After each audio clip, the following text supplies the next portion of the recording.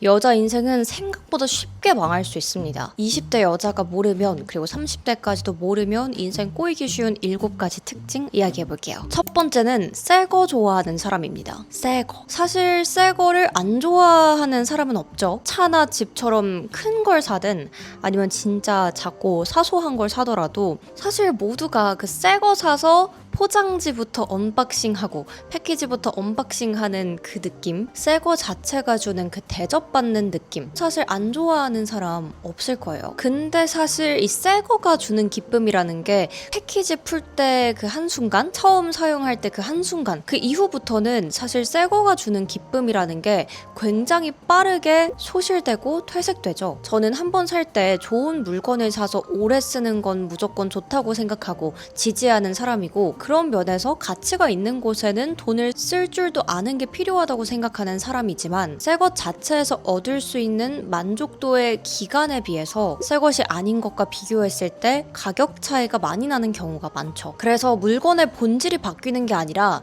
처음 새것을 패키징하는 그 느낌 자체를 사기 위해서 충분히 중고로 훨씬 싸게 살 수 있는데도 불구하고 굳이 새거를 사서 나에게 대접받는 듯한 느낌을 주는, 그게 가끔은 당연히 괜찮지만 너무 당연해지면 인생이 꼬이기 쉽습니다. 돈을 막 쓰게 되는 거죠. 특히 내가 40대, 50대 어느 정도 부와 자산, 그리고 자산을 일굴 만한 나의 시간당 능력치를 어느 정도 키우고 나서부터는 그 정도 나에게 대접해주는 거, 그렇게까지 인생이 크게 꼬이는 부분이 아닐 수 있겠지만, 20대 그리고 30대까지도 자본주의 세상에서 자본을 창출할 수 있는 나의 시간당 임금이, 그리고 나의 자본의 가치가 그 정도로 확보되지 않았는데도 불구하고 이 새 것이 주는 만족감에 중독돼서 계속 그쪽에 비용을 지불하기 시작한다면 30대 후반, 40대가 돼서 남들은 시드를 통해서 노동이 아닌 자본소득으로 불려나갈 때 나는 계속 나의 시간과 노동력, 체력, 에너지를 갈아 넣어서 돈을 벌어야 하는 그 구조에 갇힐 수밖에 없습니다. 20대, 30대라면 자꾸 뭘 사고 싶을 때 새 걸로 사려고 하지 말고, 차를 사는 것처럼 큰 소비든 책 한 권을 사는 작은 소비든 최대한 중고부터, 당근마켓, 번개장터 이런 거부터 이용하면서 새 것에 대한 갈증을, 또 그에 대한 집착을 내려놓는 습관을 기르시길 바랍니다. 두 번째는 탐색만 하다 끝나는 경우입니다. 저도 이 실수를 저지를 뻔했는데, 좋아하는 일, 내가 잘하는 일, 그리고 어쩌면 좋아하면서도 잘할 수 있는 내 최고의 적성을 찾기 위해서, 그런 진로를 찾기 위해서 휴학을 하거나 퇴사를 하고서 가만히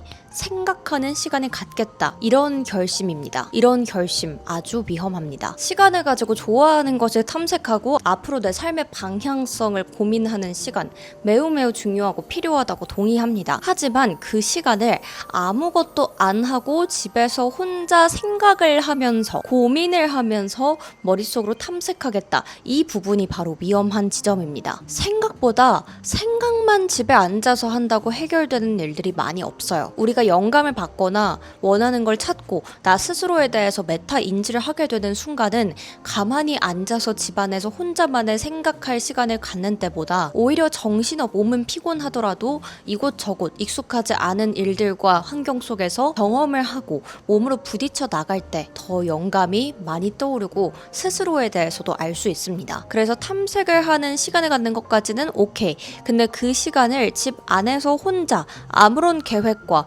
아무런 스케줄, 다른 사람들과의 교류나 사회생활, 루틴이나 의무감 없이 그냥 보내겠다 라는 건 생각보다 시간만 허비하고 별다른 영감을 얻지 못하는 경우도 많습니다. 내가 만약 휴학을 하고 퇴사를 하고 무언가를 탐색할 시간을 갖고 싶다면 집에서 혼자 앉아서 생각할 시간을 갖는 것보다는 차라리 매일매일 도서관에 출근해서 하루에 한 권씩 책을 읽는다던가, 안 해봤던 인턴이나 아르바이트를 한다던가, 꼭 여행 간다 이러면서 돈을 막 쓰는 그런 활동 말고도 돈을 덜 쓰거나 돈을 벌면서도 나 스스로에 대해서 알아갈 수 있는 환경을 만드는 건 어디서든지 할 수 있으니까요. 가만히 앉아서 탐색만 하는 건 정말 조심해야 합니다. 비슷한 맥락에서 내가 앞으로 가야 할 길은 이거야, 그러니까 나는 이거에 도움되는 행동만 할 거야 라고 목표를 오히려 너무 뚜렷하게 정해놓고 탐색하지 않는 경우도 매우 위험합니다. 특히 제가 주변에서 많이 보는 케이스인데, 나는 아나운서 준비만 할 거야, 나는 아나운서가 되는 게 목표니까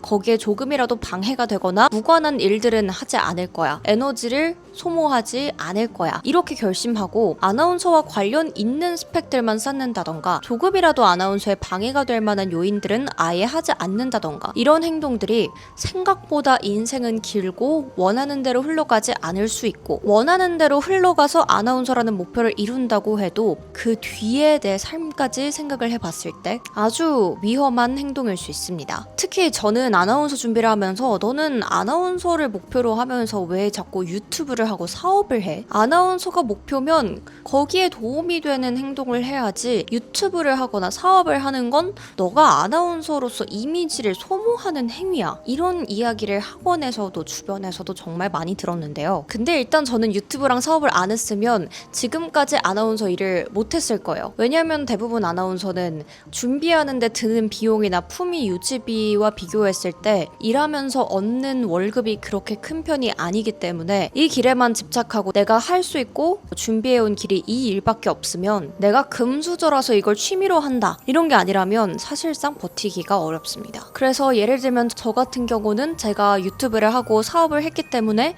아나운서를 하는 데 있어서 디메릿을 받았던 부분도 분명히 있지만 이걸 안 했으면 애초에 지금까지 아나운서를 붙을 때까지 준비할 만한 금전적인 여유도 없었을 거고 붙고 나서도 이 불안정성 때문에 바로 그만두고 아마 사기업 취준을 하거나 전문직 시험을 준비하지 않았을까 싶어요.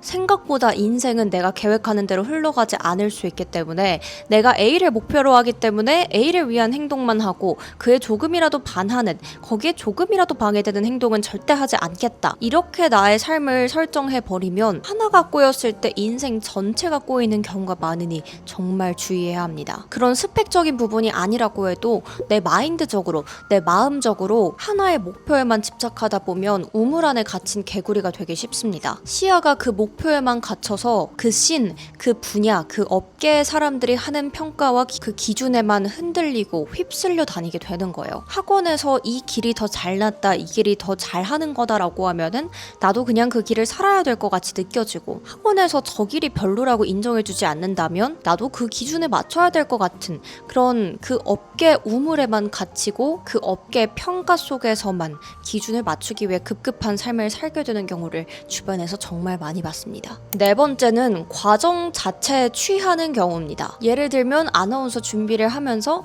예쁘게 메이크업 받고 예쁜 옷 입고 예쁘게 사진 찍어서 프로필 사진 남기고 인스타에 올리고 포트폴리오 찍고 그 겉보기에만 화려한 그 과정에 취하면서 나 오늘도 열심히 했다. 내 과정 자체에 너무 취해버리는 경우입니다. 그리고 이런 경우도 정말 많았어요. 아나운서 준비생이다. 승무원 준비생이다. 배우 준비생이다.